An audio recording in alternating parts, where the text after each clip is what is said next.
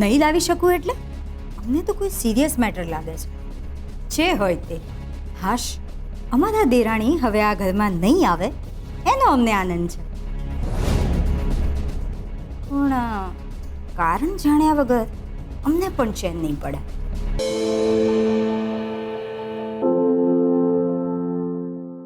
હર્ષવર્ધનને બોલાવો નાસ્તો કરવા. એ બહાર ચાલવા ગયા છે બા.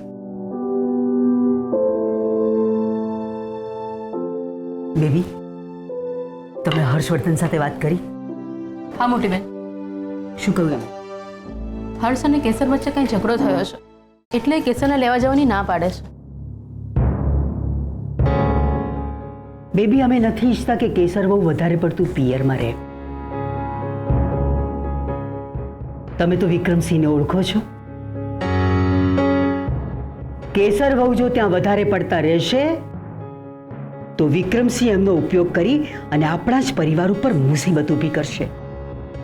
એટલે હર્ષવર્ધનનું કેસર વહુને લઈને અહીંયા આવવું જરૂરી છે. અરે હર્ષવર્ધન, આવી ગયા તમે? આવો.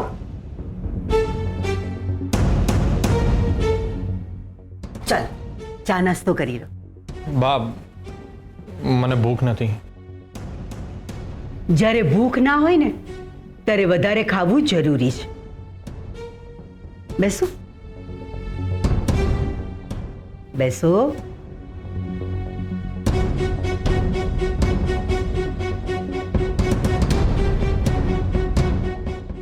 બેબી કહેતા હતા કે તમે કેસરને લેવા જવાની ના પાડો છો.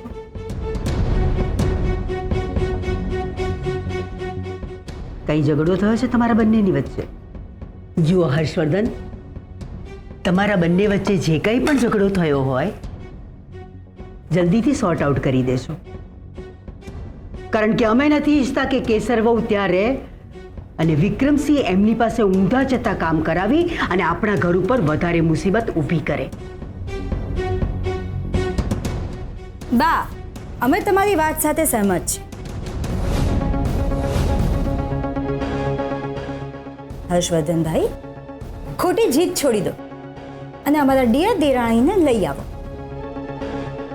હવે તો 18 વર્ષના થઈ ગયા છે, થોડી ઘણી સમજણ તો આવી જ ગઈ હશે ને?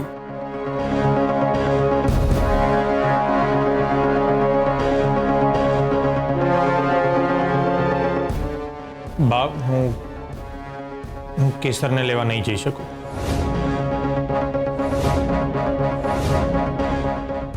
કમાલ છે નહીં? પેલા બા તમને ના પાડતા હતા કે એમના પિયરે ન જતા, અને હવે જ્યારે બા હા પાડે છે ત્યારે તમે ના પાડો છો. શું વાત છે હર્ષવર્ધનભાઈ? તમારા અને કેસર વચ્ચે કઈ થયું છે કે શું? શું? કેસર ભાભી ઘરે નથી અને ભાઈ અમને લેવા જવાની પણ ના પાડે છે. અર્જુન, તું અહીંયા? એકદમ ખરા ટાઈમે આવે ને બેબી માસી. બાકી મને ખબર જ કેવી રીતે પડે કે કેસર ભાભી અને ભાઈ વચ્ચે અબોલા થયા છે. ઓ કેસર ભાભીના પોતદાર, શું નાની નાની વાતે રીસાઈ જાઓ છો? ચલો તૈયાર થઈ જાઓ, પણ કેસર ભાભીને એમના ઘરે લેવા જવાનું છે. અરે ચલો તૈયાર થઈ જાઓ, હું આવું છું તમારી સાથે. મને નથી ખબર કે તમારા બંને વચ્ચે અબોલા કેમ થયા છે, અને આપણે એમને લેવા જવાનું છે એ મને ખબર છે. ચાલ. અરે શું બધા મંડી પડ્યા છો? કેસરને લઈ આવ, કેસરને લઈ આવ.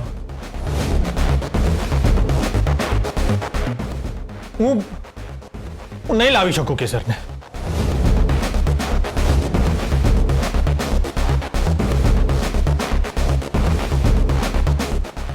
ભાઈ કેસર ભાભીને ઘરે લાવવાની ના કેમ પાડે છે?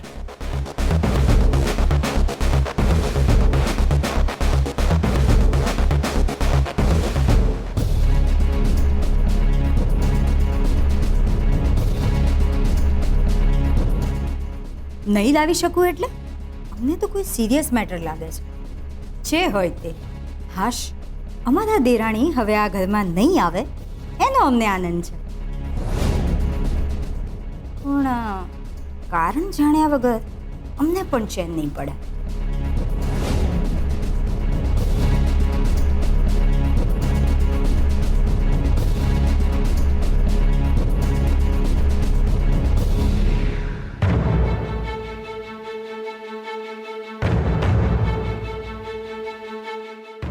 આ કેસરનો ફોન પણ બંધ આવે છે.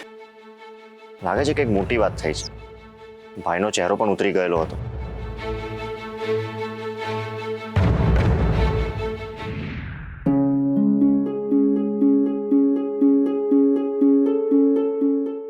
બેબી માસી, કેસર ભાભીનો ફોન બંધ આવે છે. મને કંઈક સિરિયસ મેટર લાગે છે. હું હમણાં જઈને કેસર ભાભીને લઈને આવું છું. કેમ કે જો બંને એકબીજાની સામે આવશે ને તો જ આ મેટર સોલ્વ થશે. પણ બેટા તું કેસરને લેવા એના પિયરે જઈશ, એને આવવાની ના પાડી દીધી તો? કેસર એના આ ભાઈને ના નહીં પાડે બેબી માસી. હું હમણાં જ નીકળું છું, નહીં તો એ બંને વચ્ચેના સંબંધો વધારે બગડતા જશે. પહેલા પોતાની વિખેરાયેલી જિંદગી સુધારો અર્જુનસિંહ.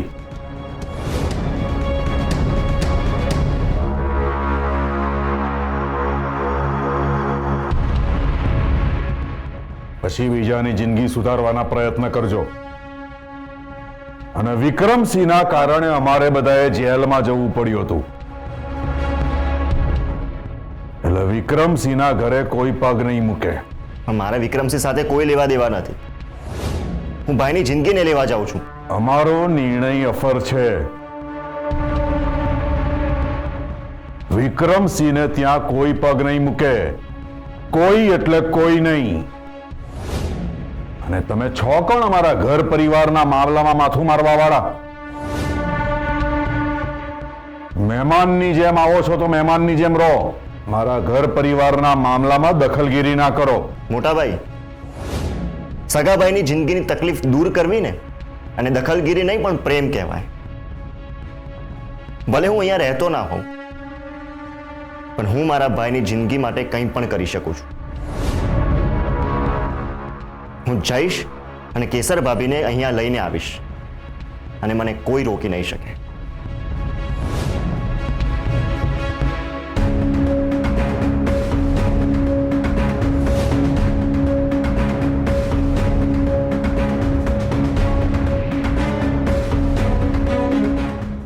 હલો, દિગ્વિજય બોલીએ છીએ.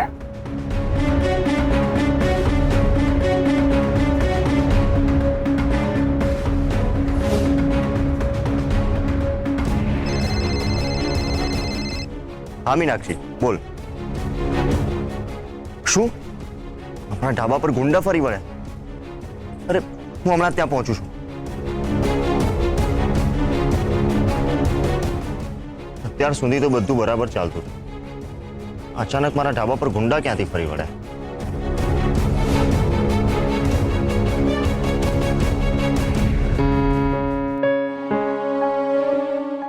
નાના શેઠ, ચા નાસ્તો. અમરબાઈ કહ્યું છે જો તમે નાસ્તો ના કર્યો તો એ પણ ભૂખ્યા રહેશે.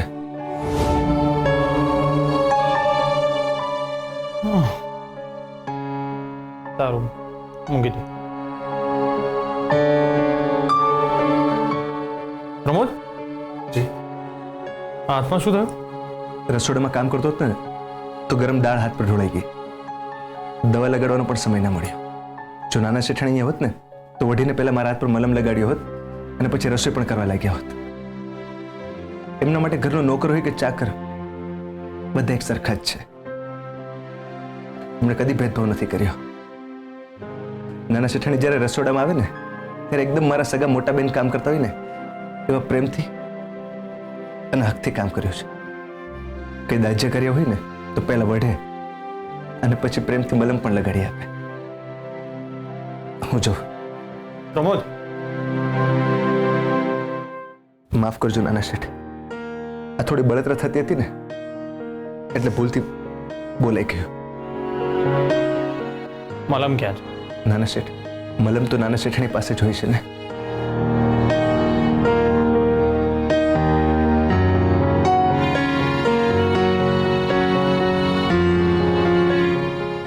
સાચી વાત છે. મલમ તો નાના શેઠાણી પાસે જ હોય છે. પછી પ્રેમનો મલમ હોય, કાળજીનો મલમ હોય, હૂંફનો મલમ હોય, લાગણીનો હોય, પછી શબ્દોનો. કેસરે હંમેશા બીજાની જિંદગીમાં મલમ લગાડ્યો છે. હું કેવી રીતે ભરું કેસરની ગેરહાજરી?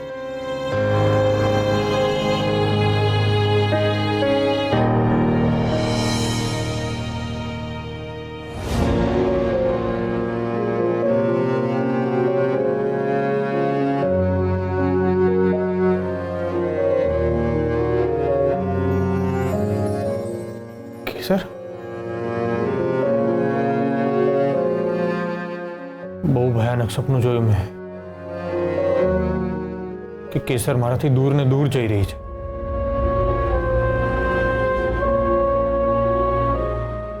એ સાચેમાં તો મારાથી દૂર નહીં જતી રહે ને? મારું સપનું સાચું તો નહીં પડી જાય ને?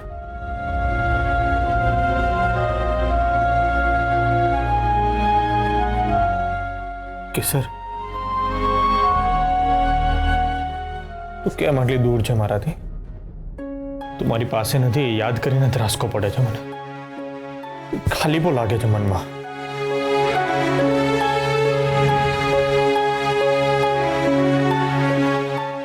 ખાલીપો એટલે એવી વ્યક્તિની ગેરહાજરી જે તમારામાં જીવતી હોય.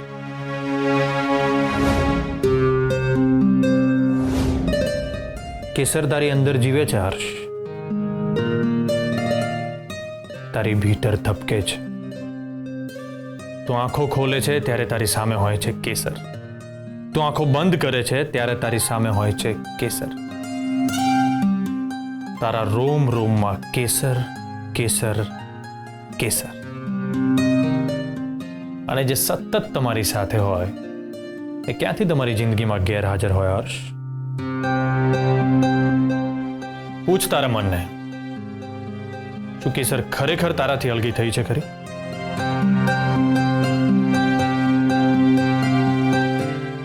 અનુભવી રહ્યો છે તું કેસરને તારી અંદર. જીવે છે સતત તારી સાથે. હા, કેસર મારી સાથે જીવે છે. તો સમય આપ કેસરને, અને આ સમયમાં તું બની જા કેસરમય. ઓગળી જાય એનામાં. જ્યારે એ તારી પાસે હોય છે અને તું એનામાં ઓગળી જાય છે, એવી રીતે તારી અંદર રહેલી કેસરને જો સતત જીવતી રાખવી હોય ને, તો જીવી લે એની જિંદગી. શું તું જીવી શકે છે કેસરની જિંદગી હર્ષ સાથે?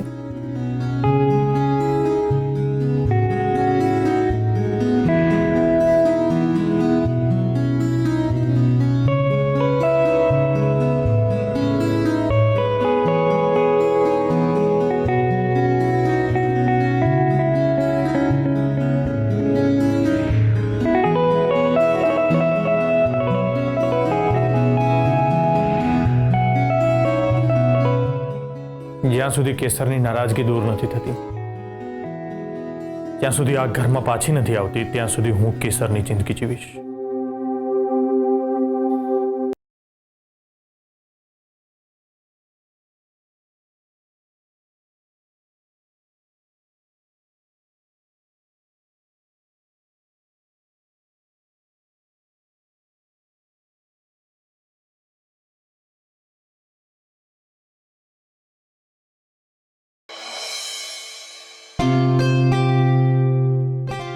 નાના છે આ ઇસ્ત્રીના કપડા.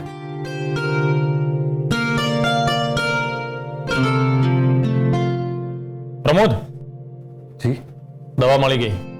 શેની દવા નાના શેઠ?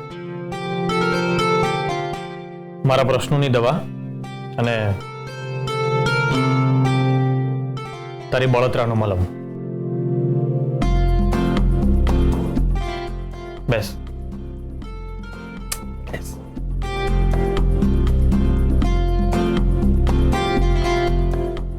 નાના શેઠ, શું કરો છો? તમે રહેવા દો, એ તો સારું થઈ જશે. હું તો આ ઘરનો નોકર છું. મારી ગઈકાલની વાતથી તમને ખોટું તો નથી લાગ્યું ને? જો કંઈ વધારે બોલી ગઈ તો મને માફ કરી દેજો. મેં ક્યારેય તને કહ્યું કે તું આ ઘરનો નોકર છે? હા, મેં ઓલવેઝ તને આ ઘરનો એક સદસ્ય માન્યો. પણ ઠીક છે, તો પછી તારી જે ઈચ્છા હોય તું બોલી જ શકે છે ને? તો એક કામ કર, તારે છે ને આજથી મને સાહેબ કહેવાનું. શું કહેવાનું? સાહેબ. એક લાફો મારીશ ને હવે મોટો સાહેબ વાળો. જો મને આવી રીતે હાથમાં વાગ્યું હોત તો તું મને મલમ લગાવી આપત કે પછી એવું કહેત કે તમે તો નાના શેઠ છો, હું તો એક નોકર છું, તમને કેવી રીતે મલમ લગાવી આપી? એવું કહેત કે લગાવી આપત? લગાવી આપત ને? તો પછી આ નાના શેઠને પણ છે ને તારા નાના શેઠાણીની જેમ બધાની કેર કરતા આવડે છે. હવે છે ને તારે દિવસમાં 3 વાર મલમ લગાવવાનો છે અને એ પણ મારા હાથે. અને જો સાંજ સુધીમાં ફરક ના પડે ને તો કાલે મારી સાથે ડોક્ટર પાસે પણ આવવું પડશે.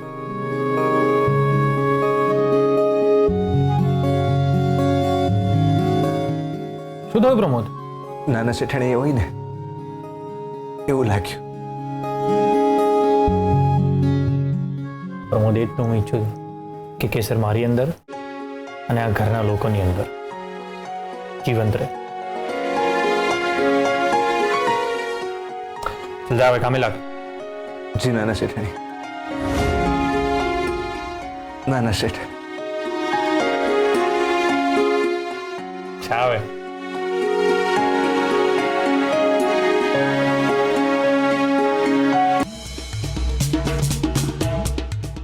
વેદિકા બહુ બા, અમે તમને NGO ની ઓફિસે ઉતારીને પછી અમારા કામે જઈશું.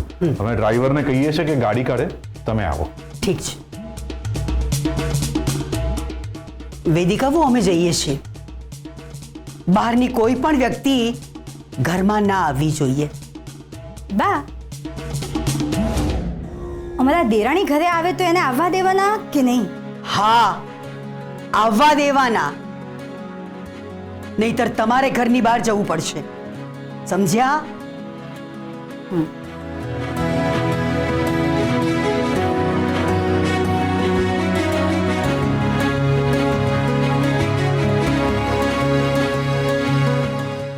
હેલો. હા મમ્મી, આજે અમારે ઘરમાં એકદમ શાંતિ છે. ઘરમાં કોઈ રોકટોક કરવા વાળું નથી. હા, અમારા સાસુ સમાજની સેવા માટે બહાર ગયા છે. જ્યુસ. મોટા શેઠાણી, ઘરનો સામાન ભરવાનો હતો તો તમે લિસ્ટ બનાવી આપશો તો હું લઈ આવું. મમ્મી, એક મિનિટ. હા, તું આ ઘરના મોટા વહુને કરિયાણાનું લિસ્ટ બનાવવાનું કહે છે? હા, અમે આ ઘરના શેઠાણી છીએ અને તું નોકર. એટલે તારી હદમાં રહે છે. માફ કરજો મોટા શેઠાણી. એક મિનિટ. પહેલા કરિયાણાનું લિસ્ટ કોણ બનાવી આપતું હતું? એ તો નાના શેઠાણી બનાવીને આપતા હતા. અચ્છા, તો જા એમની પાસે કરિયાણાનું લિસ્ટ બનાવી આવ. એ પીએ જઈને બેઠી છે એટલે આવા ફાલતુ કામ માટે તું અમારો સમય બગાડવા આવે છે? યાદ રાખજે, આજ પછી આવા કામ માટે અમને કહ્યું છે ને તો નોકરીમાંથી કાઢી મૂકીશું. સમજ્યો? ચલ જા. જી. હા મમ્મી.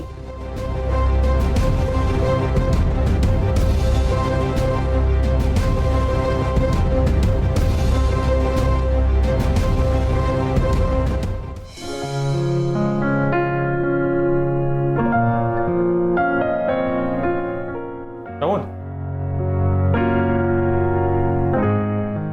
જી નાના પેલું તો લિસ્ટ લખાવવાનો હતો ને, એ બોલું તને બનાવી આપ.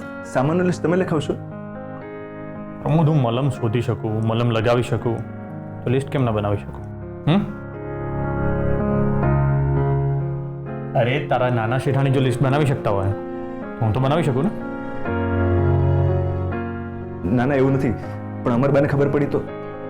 તું એમની ચિંતા ના કર, એમને હું જવાબ આપી દઈશ. તું બોલ. સારું, લખજો.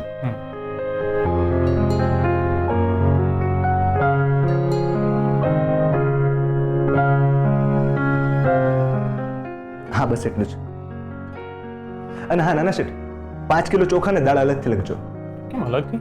નાના શેઠાણી જ્યારે ઘરનો સામાન લખાવે ને ત્યારે દાળ અને ચોખા અલગથી લખાવતા એની સાથે. મંદિર પાસે પેલા ગરીબોના ઘર છે ને એમને આપવા માટે. પ્રમોદ તને અહીંયા આવતો આવ્યો બેબી માસી.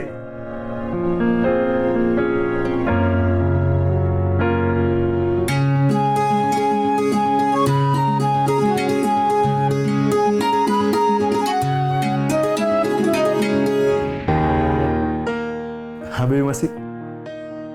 મને માથું અને પગ સખત દુખે છે જરાક વેદિકા બહુને કહો ને કે મારા માટે બામ લઈને મારી રૂમમાં આવે. જી.